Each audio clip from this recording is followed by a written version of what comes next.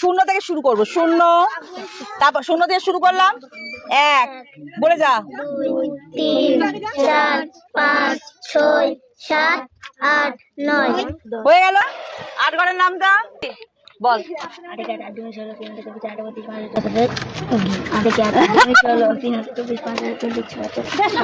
ব্যাস ঠিক আছে, অনেক দূর বলে দিয়েছিস। 9 ঘরের নামটা তো কঠিন লাগে, আমি সোজা পদ্ধতি শিখিয়ে দেবো, কিন্তু খুব সহজ সহজ পদ্ধতি। কিরকম জানিস তো?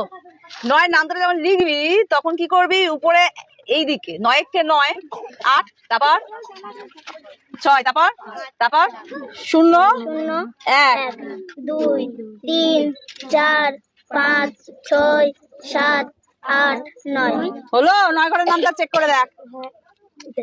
তাই তো? হ্যাঁ, দেখে নেন। এই পদ্ধতিটা মনে রাখবি, জীবনে ভুলবি না 9 ঘরের নামটা। সবথেকে কঠিন লাগে না? এইভাবে আমি একটা 19 ঘরের নামটাও জানি, এই একটা টেকনিক আছে। তোরা নিজেরা বার করতে পারবি এই টেকনিকটা? 19 ঘরের নামটাটা আর কিছুই না, এখানে তো সব এক লিখতে হবে। হলো তো? এবার 19 হয়ে গেল সব।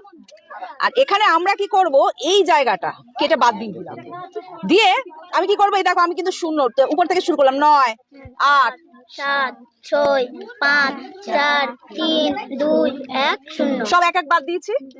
এখানে আমি কি করব, প্রথমে 1 নেব, 19 একে 1 আমরা তো জানি। এইবার আমরা বিজোড় সংখ্যা, 1-এর পর থেকে বিজোড় সংখ্যা নেব। কি আছে বিজোড় সংখ্যা 1-এর পর? 3। ভেরি গুড, লিখলাম 3, তারপর 5, তারপর তারপর 11 তারপর 2 যোগ করে যাবি, তাহলে বিজোড় সংখ্যা পেয়ে যাবি। 13 সঙ্গে 2 যোগ করলে 15, 15 সঙ্গে 2 যোগ করলে 17, সঙ্গে 2 যোগ করলে কি রে হলো 19 ঘরের নামটা দেখে বুঝতে পারছিস? 13 15 17 19, দেখ এবার 19 ঘরের নামটা হয়েছে না?